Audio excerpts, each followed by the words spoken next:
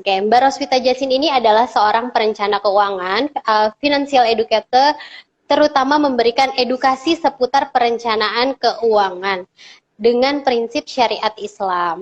Juga seorang halal lifestyle, blogger, dan mempunyai blog ya Mbak, Iya. rjstory.com. Itu berdiri sejak tahun 2012. Nah, untuk Mbak Wita sendiri sebelumnya menempuh pendidikan sarjana ekonomi dari Trisakti, melanjutkan di IPMI Business School untuk magisternya, gelar Magister of Business Administrasi ya Mbak. Iya. Dan juga memperoleh sertifikasi sebagai perencana keuangan dari Financial Planning Standard Board Indonesia. Iya, Mbak betul. Roswita Mbak Roswita sendiri memulai karir di bidang finansial dan industri sejak tahun 2005, aktif memberikan coaching di bidang finansial dan financial planning, menjadi pembicara dan trainer di berbagai topik seperti personal financial planning, entrepreneurship, blogging, sosial media, dan Mbak Wita sendiri itu founder education.id, Indonesia Online Education, dan founder Hijab Influencer Network, gitu ya Mbak ya? Iya, Oke, betul Mbak sekali Wita, Mbak Irma. Terima kasih Mbak Irma. Hai teman-teman semua yang sama-sama. sudah join. Apa Halo Mbak Wita, kabar? Mm, insya Allah semuanya baik ya Mbak ya. Mbak Wita Amin. gimana? Apa kabar hari ini? Alhamdulillah aku sehat. Aku senang banget bisa bergabung bersama L2 Official hari ini. Excited banget teman-teman. Kita ngobrol santai ya, ngobrol santai tentang Iya finance. benar. Oke Mbak Wita, selama pandemi apa aja nih Mbak Aktivitas. kegiatannya di rumah? Oh iya, baik. Baik, jadi selain sebagai istri, ibu rumah tangga, tentunya saya juga sehari-hari memberikan edukasi mengenai perencana keuangan.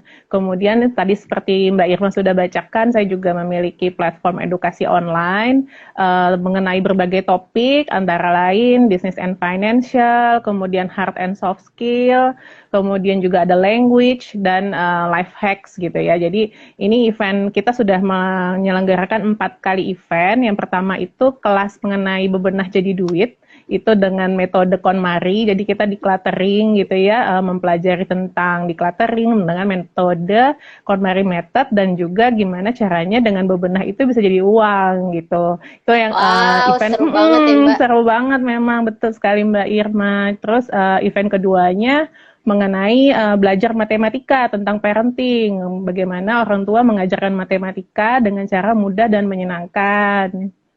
Kemudian event ketiga itu mengenai YouTube. Jadi kita belajar mencari ilmu dari para YouTuber keren gitu. Itu juga seru banget eventnya. Dan yang keempat terakhir tentang data security. Jadi kita bagaimana caranya supaya mengamankan data-data kita nih. Kita kan sekarang hidup di dunia digital ya mayoritas gitu ya. Betul Apalagi banget. apalagi sepanjang pandemi ini.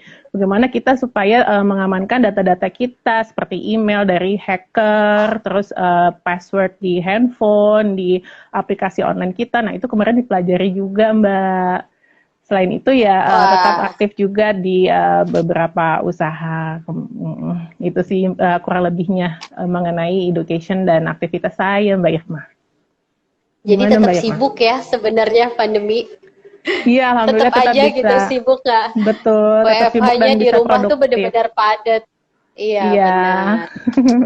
Mbak Wita ngomong-ngomong tentang keuangan. Di masa pandemi ini pasti semuanya serba terasa sulit gitu ya Mbak untuk dalam kondisi keuangannya gitu. Nah, sebenarnya apa sih Mbak yang kenapa sih kita harus membutuhkan perencanaan keuangan? Baik, baik, baik. Oke, aku mulai ya. Jadi tentang perencana keuangan nih, sebenarnya apa sih perencana keuangan itu ya? Yang terutama tentang perencana keuangan yang berbasis syariah. Jadi sebenarnya perencana keuangan itu adalah proses kita merencanakan untuk mencapai tujuan keuangan kita dengan cara manajemen keuangan yang terintegrasi dan terencana. Jadi di garis bawahi ini adalah tujuan keuangannya gitu. Nah, kalau dalam prinsip syariah jadi perencana keuangan adalah yang memenuhi prinsip-prinsip syariat, yaitu tanpa riba, tanpa goror, dan maisir. Nah, jadi fungsinya apa sih gitu ya. Jadi kita sudah menentukan tujuan keuangan kita terlebih dahulu. Fungsinya pertama tentunya karena kita harus mengetahui bahwa kadang-kadang keinginan itu lebih besar daripada kebutuhan gitu ya, dan Ya benar-benar. pengeluaran jauh lebih besar daripada pendapatan. Itu yang pertama, makanya kita perlu perencana keuangan. Kedua adalah harga-harga nih, harga hari ini dan harga besok yang namanya inflasi pasti ada. Jadi adanya kenaikan harga, harga barang, harga jasa gitu ya. Makanya kita perlu merencanakan keuangan. Ketiga adalah bahwa agar kita tetap sejahtera tentunya nanti pada saat insya Allah kita sudah pensiun nanti.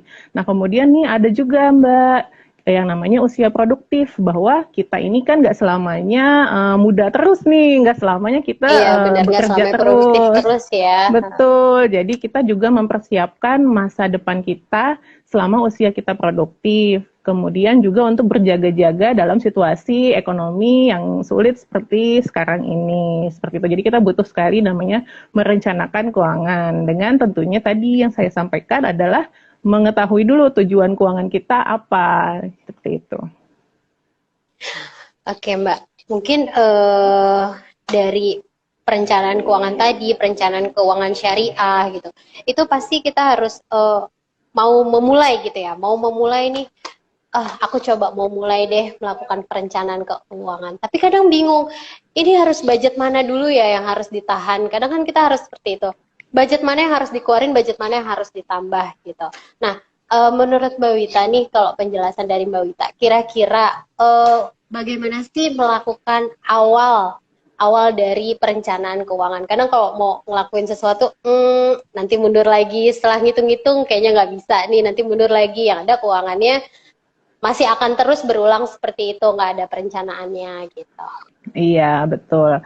Jadi pertama-tama dalam merencana keuangan kita mulai dari mana nih? Nah, pertama kita set dulu tujuan keuangan kita apa, target kita apa. Jadi misalnya umumnya seseorang itu punya rencana keuangan antara lain yang pertama jika sudah punya anak untuk menyiapkan dana pendidikan anak gitu ya, misalnya. Yang kedua adalah untuk beribadah gitu ya, untuk biaya haji gitu atau biaya umroh. Nah yang ketiga ini biasanya untuk keinginan nih, misalnya ingin punya rumah pertama gitu, atau yang kedua ingin punya kendaraan, atau ingin ganti gadget baru gitu. Dan yang terakhir mungkin yang paling penting juga yang sering kali kita lupakan itu mempersiapkan dana pensiun. Nah ini kita sudah melis keinginan, daftar tujuan-tujuan kita apa. Jadi yang prioritas pertama misalnya sebagai orang tua ingin mempersiapkan dana pendidikan terlebih dahulu gitu ya. Atau mungkin aku cari mayoritas di sini, teman-teman boleh komen ya cita-citanya, tujuan keuangannya apa sih yang saat ini betul-betul diprioritaskan, misalnya untuk biaya haji atau ingin memiliki rumah pertama gitu ya. Nah itu boleh kita fokuskan dulu di baris paling atas deh, nomor satunya gitu ya. Jadi kita sudah tentukan saya ingin punya rumah pertama misalnya ya. Nah, kemudian setelah itu kita hitung, oh kebutuhan saya sekian, misalnya untuk membeli rumah pertama, katakan budgetnya 300 juta gitu ya. Nah, kita tulis 300 juta, nah sekarang kita punyanya uangnya berapa gitu. Nah, kemudian berapa kira-kira setelah uang kita itu kan ada sisanya nih Mbak. Nah, sisanya, misalkan kita punya kebutuhannya 300 juta. Kemudian ada Ada suara-suara ya.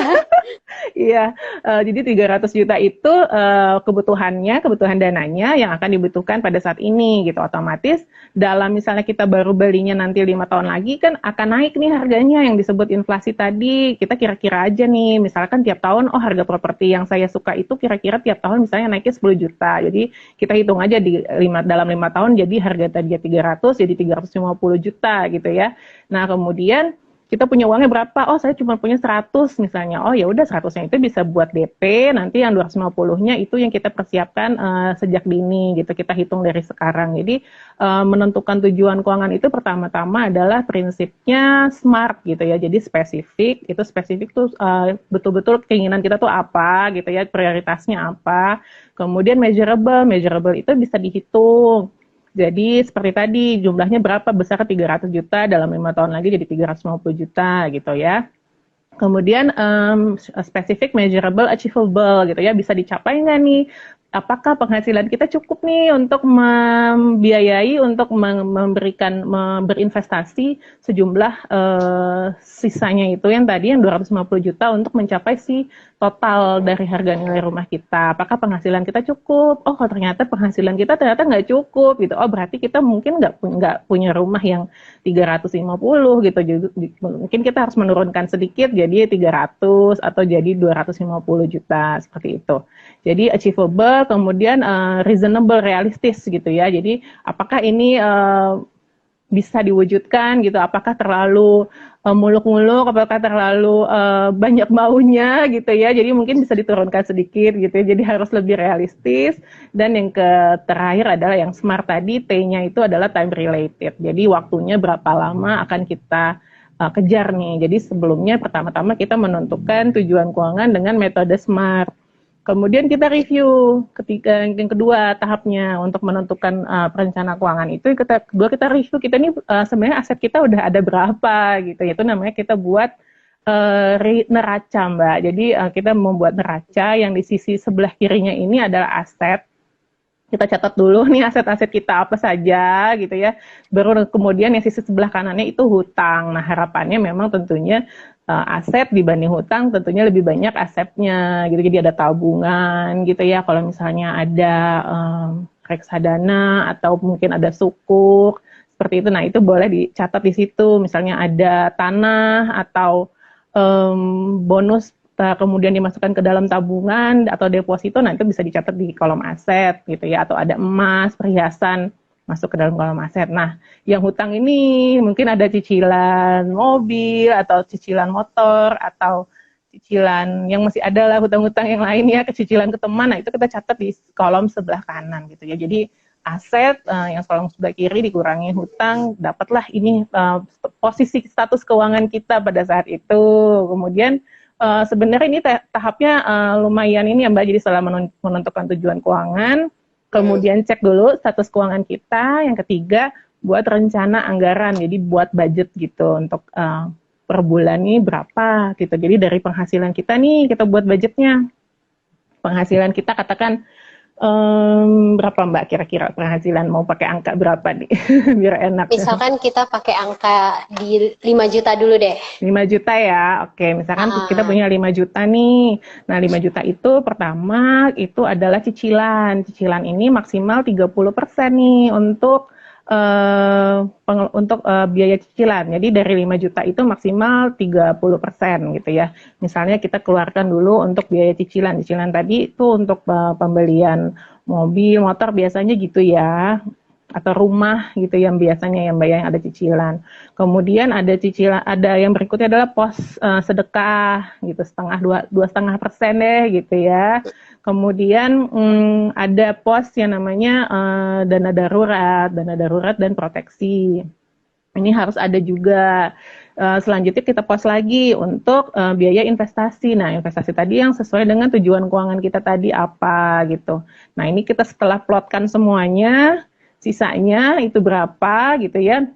Saran saya sih maksimal sisanya 50% ya yang ada untuk dipakai untuk biaya hidup dan gaya hidup gitu. Jadi dari 50% itu 40% untuk biaya hidup, 10%-nya untuk gaya hidup gitu. Nanti yang 40%-nya untuk biaya hidup. Biaya hidup apa aja sih yang masuk ke dalam situ? Jadi misalnya makan, listrik, transportasi, kemudian SPP sekolah anak gitu ya. Nah, yang gaya hidupnya 10% ini kita punya bisa untuk dana shopping kita gitu. Jadi bukan berarti atau nggak traveling ya Mbak ya. Betul, atau nggak traveling gitu.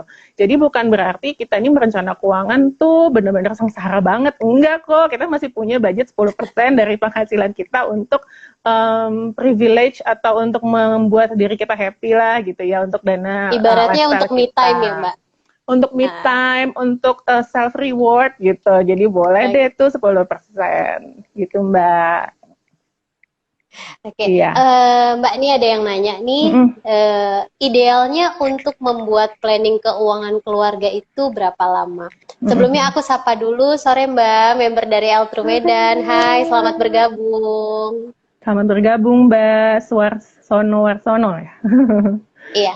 Iya, idealnya untuk membuat planning keuangan berapa lama. Jadi sebenarnya kita dalam membuat rencana keuangan itu bisa langsung mulai hari ini. Jadi caranya gimana sih? Kita mulai aja dulu nih mencatat pengeluaran kita. Jadi kita tahu pengeluaran kita per bulan itu berapa sih gitu. Apakah pas gitu ya, balance gitu antara penghasilan dengan pengeluaran, ataukah kurang. Kalau misalkan kurang berarti hebat gitu ya, pengeluaran kita lebih kurang daripada penghasilan kita. Jadi kita bisa nabung atau kita bisa investasikan untuk biaya-biaya lain yang memang sudah menjadi tujuan keuangan kita. Nah, kalau misalkan ternyata pengeluaran kita lebih daripada pendapatan kita, nah itu yang defisit gitu, yang harus kita perhatikan dan harus kita manage ya lebih serius lagi. Nah ini makanya kita perlu sekali mencatat sih, kalau saran saya dicatat harian itu apa saja sih yang sudah kita keluarkan, karena kadang-kadang kita sering kali mengeluarkan uang tapi besoknya kita bingung ya, itu uangnya itu saya punya, kayak saya masih punya 500.000 deh, kok ternyata sisa 200.000 aja ya di rekening saya ya, yang 300 saya kemana ya gitu. Nah itu ternyata ini nih kemarin saya beli makanan nih ternyata, padahal harusnya mungkin bisa berhemat dengan masak di rumah seperti itu. Jadi yang perlu sekali mencatat. Jadi pertama-tama mulainya dari mana? Mulainya dari sekarang, mulai dicatat pengeluarannya. Kemudian coba review di akhir bulan gitu ya, setelah hasil pencatatan kira-kira ini kemana, bocornya di mana itu ketahuan, dan dalam 3 bulan ke depan itu biasanya sudah ketahuan nih polanya. Nanti kita bisa membuat perencanaan budgeting gitu, teman-teman, buat budgeting. Jadi pada saat terima penghasilan, pada saat terima gaji itu langsung lakukan dulu bayar cicilan, bayar sedekah 2,5%, kemudian langsung gunakan untuk disimpan untuk dana darurat dan investasi. Jadi setelah itu sisanya mau dihabiskan bebas gitu. Jadi karena sudah diamankan dulu nih pos-pos yang penting-penting tadi. Itu Mbak Irma. Oke. Ya. Nah, kalau di era pandemi kayak gini, mungkin ada beberapa karyawan atau salah satu teman juga kan kena efek dari pandemi ini gitu. Nah, sebenarnya apa sih yang harus dipersiapkan, karena pandemi ini pasti semuanya itu harus serba diminimalisir gitu. Nah, gimana caranya kita dengan minimalis budget, pasti kan minimalis budget yang awalnya mungkin kita dapat sekian, nah sekarang mungkin terimbas dari efek pandemi kita menjadi keuangannya berkurang gitu. Gimana dengan keuangan yang berkurang itu kita bisa kayak mempersiapkan gitu loh Mbak. Iya, baik. Mempersiapkan atau enggak kita harus mau ngeposinnya kayak gimana nih, sedangkan yang kita dapat aja nggak seperti bulan-bulan sebelumnya gitu. Iya, baik. Jadi gini, pertama-tama ya, alhamdulillah banget kita tuh pada saat pandemi ini masih punya pendapatan gitu ya. Jadi yang pertama adalah usahakan sekali untuk mempertahankan pendapatan gitu. Jadi mungkin teman-teman ada yang berencana untuk resign, nah itu mungkin bisa berpikir 2 kali untuk resign gitu, bahwa apakah sudah ada penggantinya nih jika ingin resign gitu. Kalau misalkan tidak ada penggantinya, memang pure ingin resign dan berada di rumah, otomatis harus ada pendapatan penghasilan yang mensubsidi dari penghasilan kamu yang hilang gitu. Jadi apakah memang sudah siap, sudah diperhitungkan terlebih dahulu. Jadi pertama-tama disyukuri dulu, alhamdulillah masih ada penghasilan. Kedua, teman-teman atur lagi pengeluarannya, apakah semoga tidak melebihi dari penghasilan gitu ya. Jadi melakukan penghematan seperti penghematan listrik, penghematan beli makan di luar gitu ya, jadi bisa masak di rumah gitu, dan banyak sekali penghematan yang bisa kita lakukan. Salah satunya juga dari transportasi, karena kita lebih sering di rumah, otomatis juga kita jadi nggak terlalu banyak aktivitas di luar, jadi bisa menghemat transportasi dan biaya bensin, biaya tol, seperti itu. Kemudian jaga diri dan kesehatan keluarga ya, karena penting sekali itu, karena biaya untuk kita mendana kesehatan ini sangat penting gitu ya. Jadi pada saat kita sakit otomatis akan mengeluarkan biaya tambahan gitu, apalagi misalkan tidak dibantu oleh kantor gitu ya. Jadi kita harus sekali menjaga diri dan kesehatan keluarga. Jadi walaupun ingin keluar gitu ya, terutama mungkin ingin beraktivitas di tempat ramai, nah itu harus sekali menahan diri untuk menjaga diri dan kesehatan keluarga. Kemudian siapkan yang tadi saya sampaikan adalah dana darurat dan proteksi gitu ya. Jadi proteksinya ini berupa asuransi gitu. Kalau misalkan teman-teman belum punya, itu perlu mau nggak mau memang dalam kondisi seperti ini kita perlu mempersiapkan yang namanya proteksi berupa asuransi. Kemudian usahakan juga nih teman-teman untuk segera melunasi utang gitu ya, dan tidak menambah utang baru gitu. Jadi betul sekali. Jadi kita bagaimana caranya segera melunasi hutang gitu ya. Kalau misalkan ada aset yang tidak terpakai di rumah gitu ya, misalnya banyak banget sekarang online beberapa marketplace yang menerima barang-barang yang tidak terpakai, itu bisa kita jual, nanti kita bisa mendapatkan penghasilan tambahan dari situ ya. Kemudian juga selain misalkan tidak dipakai, tidak perlu dijual, juga bisa disewakan, itu juga ada yang bisa untuk menyewakan. Jadi kita pintar-pintar mencari penghasilan tambahan. Kemudian yang terakhir adalah terus disiplin sih terhadap budget yang sudah ada. Seperti itu Mbak, untuk persiapan selama masa pandemi ini. Oke, ini ada pertanyaan nih Mbak Wita. Iya. Kalau saya masih bisa menyimpan pendapatan kurang lebih 50%, tapi kadang merasa boros. Karena saya suka tiap bulan beli baju buat anak-anak, makanan yang sebenarnya bisa lebih hemat. Baik. Terus ada satu lagi, makanan bisa lebih hemat, tapi online-nya nggak kuat beli baju dan tas mulu. Nah, gimana nih Mbak nih? Iya, ini sebenarnya udah hebat banget ya. Kayaknya kalau untuk menghemat online itu bisa aja. Khusus untuk hari ini, aku sematkan promo dulu ya Mbak ya. Untuk khusus hari ini sampai jam 8 malam, Eltro akan ada diskon 20%. Jadi bisa menghemat untuk yang pengen belanja online. Langsung aja DM ke Eltro Official untuk mendapatkan kode promonya ya. Jangan lupa. Wah, aku mau Mbak. Kode promonya.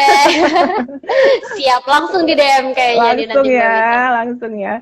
Jadi gini, itu tadi sebenarnya udah hebat banget ya, karena bisa menghemat 50% dari penghasilannya gitu. Tapi kadang-kadang masih suka tergoda sama baju dan tas.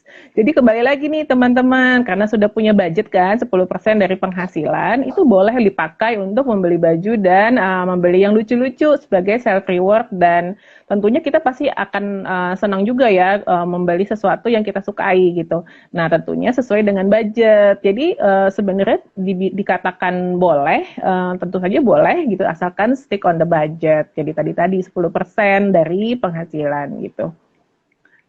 Jadi nggak boleh lebih dari 10% ya Mbak ya? Betul, apalagi ini ada promo dari Eltro kan, jadi masih ada budget 10%, silahkan dipakai untuk belanja. Langsung dari aja ada diskon 20%. Tuh, pas banget lagi, ada diskon 20%.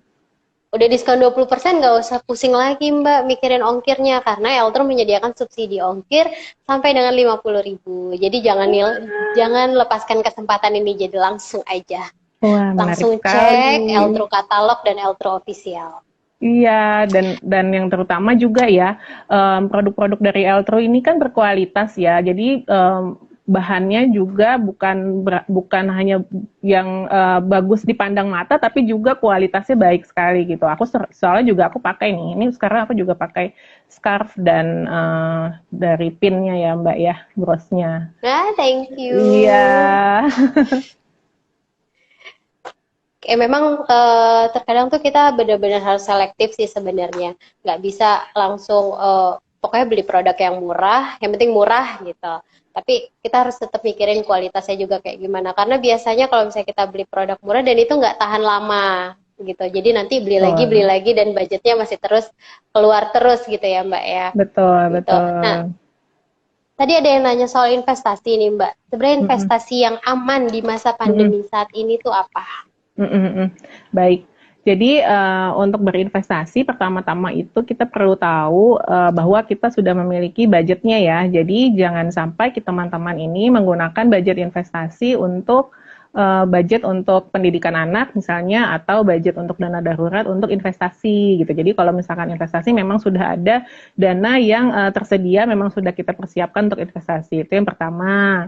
Jadi yang kedua adalah kita harus tahu bahwa produk investasi yang kita ingin investasikan ini apa sih gitu ya. Misalnya ada beberapa pilihan investasi ya, sebenarnya banyak ya, mulai dari investasi itu berupa dari deposito gitu ya, atau sukuk, atau saham syariah, atau reksadana, atau investasi di emas, atau investasi di properti gitu ya. Nanti kita tinggal bisa pilih, tapi yang pasti sebelum kita mulai itu jangan lupa teman-teman untuk pahami sekali produknya apa gitu, dan boleh coba dari nominal kecil. Jadi jangan langsung nominal yang besar, terutama di masa pandemi seperti ini.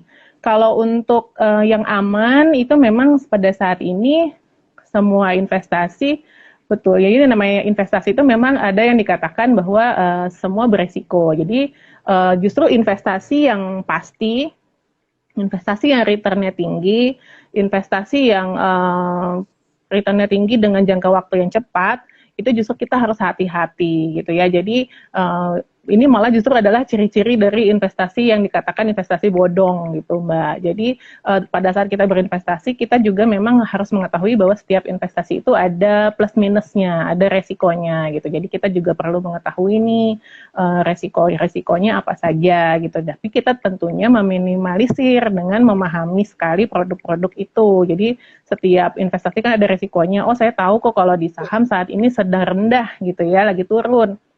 Kemungkinan bisa makin turun, tapi kalau perusahaannya bagus, perusahaannya track record-nya memang baik gitu ya, secara keuangan dia masih menguntungkan, kemudian juga kita tahu kita pakai produknya gitu ya. Nah, itu mungkin bisa kita pikirkan sebagai resiko yang bisa dihindari gitu ya. Jadi kita bisa beli saham yang memang harganya saat ini sedang turun karena pasar memang sedang menurun gitu ya dengan kondisi pandemi seperti ini. Tapi kalau misalkan kita lihat ke depannya itu justru bagus. Kenapa? Karena harganya saat ini sedang murah nih. Jadi kita bisa dapat harga yang murah dengan probabilitas, dengan kemungkinan akan meningkat di masa depan karena perusahaannya adalah perusahaan yang bagus seperti itu. Jadi kalau misalkan ditanya yang bagus apa pada masa pandemi ini, pada saat ini harga-harga memang sedang turun gitu. Jadi kita pahami dulu sesuai dengan kebutuhan kita, sesuai dengan tadi target tujuan keuangan kita apa nih gitu. Kemudian bisa mulai dengan nominal yang kecil dulu. Jadi kita test the water gitu ya. Kalau kita belajar berenang kan kita belajar teorinya dulu nih, kemudian kita mulai praktek. Nah, jadi kita test the water, mulai nyemplung sedikit-sedikit dengan nominal yang sedikit. Seperti itu. Jadi mulai investasi itu sih ada pepatah, mulailah dari 10 tahun lalu atau hari ini. Gitu. Jadi nggak bisa mundur ke 10 tahun lalu, jadi mulailah dari hari ini tentunya dengan pilih yang sesuai dengan karakter kita, tujuan kita, kemudian coba dengan nominal yang kecil terlebih dahulu. Seperti itu, semoga menjawab ya. Ada yang nanya lagi nih Mbak, kalau dana darurat buat nolongin saudara mau pinjem buat ngelunasin hutang di bank gimana Mbak? Jadi saudara ada yang datang pinjam untuk dia melunasi hutang ke bank ya. Padahal itu adalah dana darurat dari mbaknya yang bertanya ya. Iya. Ya gitu ya. Oke, jadi sebenarnya gini, kalau saran saya, jika kita ingin meminjamkan pinjaman kepada seseorang itu sebaiknya, pertama kita tentunya kenal dekat dengan orangnya. Kedua kita tahu dia sanggup bayar gitu ya. Jadi kita mungkin nggak bisa tanya penghasilan kamu berapa sih sebenarnya tiap bulan gitu. Jadi maksudnya misalkan dia pinjam katakan 100 juta gitu ya, dalam 10 bulan dia akan balikin setiap bulan 10 juta, 10 juta, 10 juta gitu. Nah kita kan bisa tahu nih dia kira-kira penghasilan dia berapa gitu. Apakah dia sanggup untuk cicil 10 juta, 10 juta, itu satu. Terus kedua, sebaiknya itu dalam memberikan pinjaman itu yang kalau misalkan seburuk-buruknya nggak balik, itu kita nggak apa-apa gitu. Ya, jadi kalau misalkan dalam kasus ini saudara dekat ingin melunasi hutang, dengan menggunakan dana darurat kita, sorry to say, mungkin memang harus kita lihat dulu nih urgensinya, apakah dia tuh benar-benar sudah nggak bisa lagi bayar hutang gitu. Misalnya untuk melunasi hutang rumahnya gitu ya, atau hutang kendaraannya, mungkin instead of minjem ke kita, mungkin kendaraannya bisa dijual untuk melunasi hutangnya, seperti itu. Jadi bisa cari kendaraan lain yang lebih murah, atau dia mungkin bisa dari mobil turun ke motor gitu. Jadi kita bisa setidaknya kita juga tentunya perlu sekali menjaga keamanan keuangan kita ya, apalagi ini dana darurat Benar itu banget, Mbak. sifatnya penting sekali. Jadi kalau misalkan ingin meminjamkan, boleh dengan nominal yang mungkin kalau nggak balik kamu nggak nyesek-nyesek banget gitu. Jadi ya seperti itu sih. Iya saran saya. Seperti itu Oke. Mbak. Semoga menjawab ya Mbak ya. Iya pasti Mbak. Nah ini ada yang nanya lagi Mbak. Di saat pandemi ini bagaimana agar hasrat belanja online shop terpenuhi? Pemasukan 50%, tapi pengeluaran tetap 100%. Dan pengeluaran seperti apa yang harus dikurangi? Nah, ini kayaknya Oke. hampir semua orang nih merasakan seperti ini. Kalau kayak Ya, gini gimana nih betul. Mbak? Betul, betul. Jadi yang namanya keuangan itu memang aku kemarin baru post juga ya di Instagram. Jadi penghasilan sama dengan pendapatan itu balance ya, statusnya balance. Tapi kalau misalkan penghasilan lebih dari pendapatan itu penghasilan lebih dari pengeluaran itu berarti surplus. Nah, itu tadi yang hebat tadi tuh ibu-ibu yang 50% saja itu hebat. Itu surplus. Nah, tapi kalau misalkan penghasilan kurang dari pengeluaran itu berarti defisit. Nah, defisit itu apa pilihannya? Cuma dua. Pertama adalah kurangi pengeluaran, yang kedua adalah tambah penghasilan. Nah, dalam kasus ini jika memang penghasilannya berkurang 50%, itu pilihannya adalah kurangi dulu, catat dulu pengeluarannya. Apa nih yang kira-kira bisa dihemat gitu ya? Hemat listrik, hemat mungkin tadinya pakai ART, tapi dengan adanya kondisi kayak gini, mau nggak mau apakah bisa dibicarakan dengan ART-nya, saya penghasilan saya berkurang, apakah Mbak juga mau menyesuaikan ya gitu ya. Misalkan mungkin Mbak mau mengerti gitu penghasilan saya berkurang, apakah Mbak juga mau menyesuaikan? Kalau enggak mungkin ya terpaksa mau nggak mau kita sementara ini tidak pakai ART dulu seperti itu. Jadi cari pengeluaran yang kira-kira bisa dihemat seperti itu. Kemudian Tapi jika memang terkadang itu sudah juga berat juga ya Mbak. betul Berat sih. juga kalau misalnya kita harus mengurangi benar-benar Gaya hidup. pengeluaran yang Iya. ya gaya hidup Iya, tinggi itu betul, agak-agak betul. lumayan berat Betul, sih. betul sekali.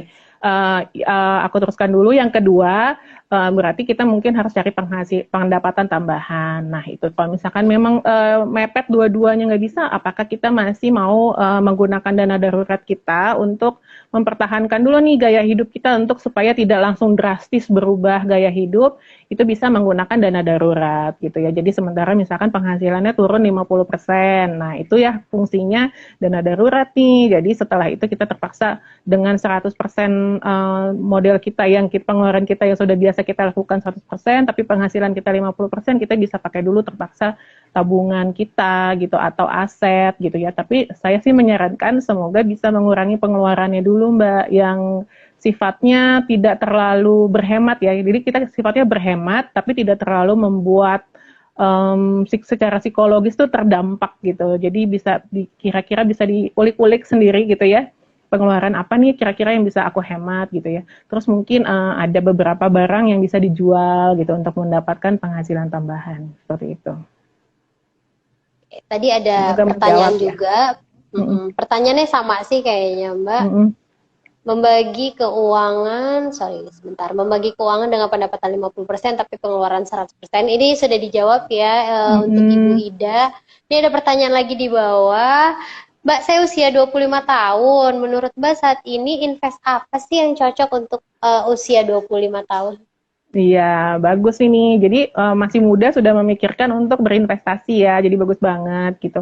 Kalau pilihan investasi tadi sudah aku sebutkan ya, mulai dari deposito, mulai dari reksadana, mulai dari saham, kemudian ada investasi di properti gitu ya, atau membeli emas. Nah, mumpung masih muda, silahkan coba gitu ya. Silahkan cari tahu sebanyak-banyaknya mengenai tipe-tipe investasi gitu.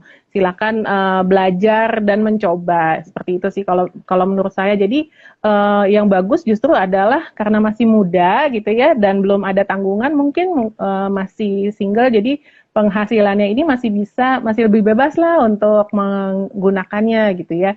Jadi bisa dicoba berbagai investasi, justru yang terutama adalah investasi yang berbasis syariah seperti itu. Jadi teman-teman Mbak yang bertanya itu bisa mencoba dengan berbagai pilihan investasi yang saya sebutkan tadi gitu ya. Semoga menjawab ya. Oke, semoga menjawab ya untuk Mbak Batituta. Oke, masih ada waktu untuk yang mau bertanya. Kita persilahkan loh Mbak ya, sambil menunggu ada yang ingin bertanya. Kira-kira nih dari Mbak Wita sendiri ada tips nggak sih untuk teman-teman apa sih yang harus dilakukan dan apa yang harus tidak dilakukan di masa pandemi ini sebenarnya? Karena kadang hasrat kita tuh lebih tinggi gitu Mbak dari yang harus kita tekankan. Iya, iya, baik.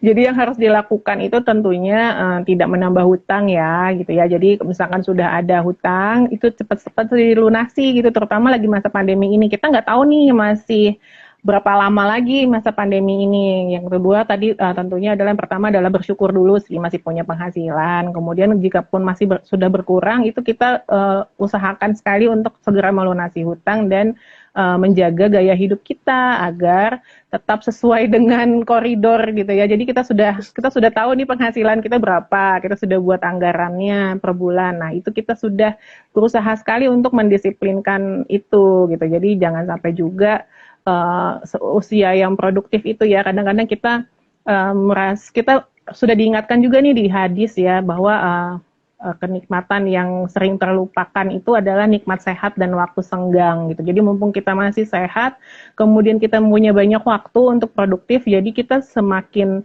di masa pandemi ini banyak-banyaklah kita mencari ilmu, banyak-banyaklah kita meningkatkan skill kita gitu untuk bisa mendapatkan nanti ilmu yang bermanfaat tentunya dan lebih baik lagi jika bisa mendapatkan penghasilan tambahan. Kemudian jadi kita bisa melakukan distraksi lah ya dengan daripada kita melihat, mungkin aku sih nggak menyalahkan sama sekali. Tentunya kita sudah punya tadi yang aku sampaikan tadi bahwa kita sudah punya nih yang namanya budget untuk shopping gitu ya, 10% dari penghasilan. Nah, di saat kita sudah melakukan shopping dengan sebesar 10% itu, nah kita gimana sih caranya biar nggak fokus belanja-belanja terus gitu ya. Nah, kita bisa men-switch ke aktivitas kita, ke aktivitas yang lebih bermanfaat gitu ya, misalkan ikut online class gitu ya, webinar, apalagi sekarang di masa pandemi ini banyak sekali webinar free gitu yang kita bisa banyak cari pendapatan ilmu baru nih dari webinar-webinar ini. Kemudian kita bisa baca buku, kemudian kita bisa melakukan hobi menulis gitu ya, atau buat blog. Itu sangat baik sih untuk distraksi juga. Jadi kita daripada mungkin terlalu fokus gitu ya berbelanja gitu kan, kadang-kadang juga selama itu masih sesuai budget nggak masalah gitu ya, apalagi dapat diskon dari seperti Eltro nih, ada diskon gitu ya. Misalkan sesudah itu budget kita sudah habis, oh ya udah tahan diri dulu nih untuk sampai ke bulan depan, insya Allah ada budget lagi 10% lagi. Nah, itu silakan belanja lagi. Jadi kemudian cari lagi yang sisi positif lagi, aktivitas lain lah yang mungkin bisa ngobrol sama teman via Zoom gitu ya. Jadi kita bersilaturahmi online seperti itu. Jadi supaya tidak terlalu fokus ke hasrat ingin berbelanja tadi. Gitu. Semoga menjawab ya, Mbak. Oke, ini ada yang tanya lagi nih, Mbak. Yeah. Mbak, saya punya usaha kecil-kecilan. Di saat pandemi seperti ini, bagaimana cara mempertahankan usaha tersebut? Karena omset turun sekitar 50%. Usahanya apa ya tipenya ya? Apakah yang harus offline atau online bisa? Kalau misalkan usahanya bisa online, itu pasti langsung kita lebih gencarkan lagi nih online-nya gitu ya. Kita lebih sering lagi promosi gitu ya, atau minta tolong teman gitu. Teman-teman kita ini sebenarnya baik-baik juga loh kan, kita alhamdulillah punya teman-teman yang baik ya. Jadi bisa bantu promosi gitu tanpa harus kita kirim produknya gitu. Jadi teman yang baik itu adalah juga teman yang bersedia membantu temannya untuk mempromosikan produknya tanpa harus mendapatkan produknya loh gitu. Jadi jangan harus di-endorse atau diberikan secara free gitu. Tapi kita bisa bantu promosi usaha teman kita dengan posting foto-fotonya gitu, atau repost postingan di Instagramnya seperti itu. Kalau misalkan yang sifatnya offline, yang memang usahanya offline, itu memang ada beberapa sih alternatif seperti dijadikan ke online gitu ya. Mau nggak mau memang seperti usaha makan yang misalkan punya warung makan gitu ya, jadi mau nggak mau memang harus ada switch di pengiriman atau kerjasama dengan GoFood gitu ya, jadi sehingga bisa dikirim ke rumah seperti itu. Semoga sih bisa menjawab ya. Semoga bisa menjawab dan Ya, semoga usahanya masih lancar. akan terus meningkat ya, lancar gitu Iya. deh. Ini ada yang tanya lagi Mbak, kalau nyiapin dana pensiun lebih baik ke saham atau apa ya nih, DPLK ya Mbak? Oh iya iya, baik baik.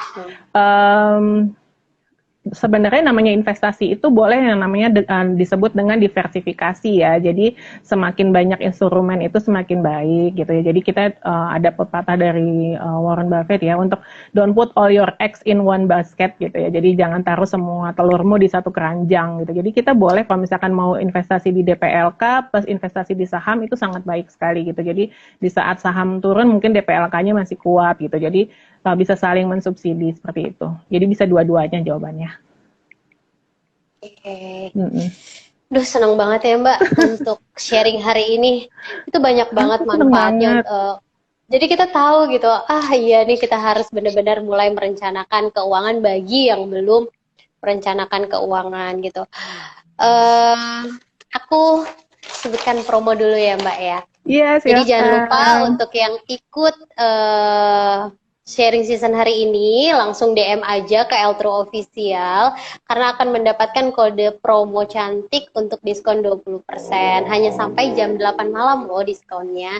Jadi jangan lewatkan, langsung aja DM buruan. Mbak Wah, Wita, jadi segera ya. Segera-segera. Mbak Wita, untuk sesi hari ini itu aku senang banget karena banyak banget ilmu yang aku dapat dan mungkin teman-teman dapatkan juga sesuatu ilmu yang baru gitu. Jadi kenapa sih kita Alhamdulillah. harus benar-benar merencanakan keuangan? Karena kita nggak akan tahu ke depannya kita akan seperti apa dan nggak menutup kemungkinan dana-dana yang udah kita simpan itu pasti akan terpakai di kemudian hari gitu. Iya, Oke Mbak betul. Wita, nggak terasa ya, cepat Tidak banget. terasa. Sudah berapa lama Udah sih? Udah 45 menit Ah, udah loh, nggak 45 berasa menit ya. Gak banget. berasa. Masya Allah, terima kasih Mbak Wita sudah Mm-mm. meluangkan waktunya untuk join bersama Eltru, memberikan ilmu-ilmu yang sangat bermanfaat untuk Eltru Friends. Aku senang banget, terima Amin. kasih banyak Mbak Wita. Alhamdulillah. Alhamdulillah. Aku boleh ini ya memberikan pesan-pesan buat teman-teman ya. Jadi Boleh. iya, jadi merencana keuangan itu adalah seni ya, seni memahami keinginan dan kebutuhan gitu, seni untuk menahan, untuk memberikan kendali kita ya, self control kita untuk mengatur keuangan kita, untuk menahan keinginan kita. Kemudian aku ingin ingatkan juga dari hadis riwayat Rasulullah Ibnu Majah. Jadi gini, bahwa kita untuk selalu bersyukur bahwa barang siapa yang di antara kita bangun pada pagi hari ya, diberikan kesehatan, diberikan keamanan kepada keluarga kita, dan makanan pokok pada hari itu adalah seolah-olah seperti dunia dikumpulkan untuk kita gitu. Jadi kita alhamdulillah sekali pada hari ini kita sudah memiliki makanan pokok, aman keluarga, dan yang terutama adalah sehat badan kita. Seperti itu. Semoga bermanfaat. Terima kasih banyak Eltru dan teman-teman. Amin, terima kasih.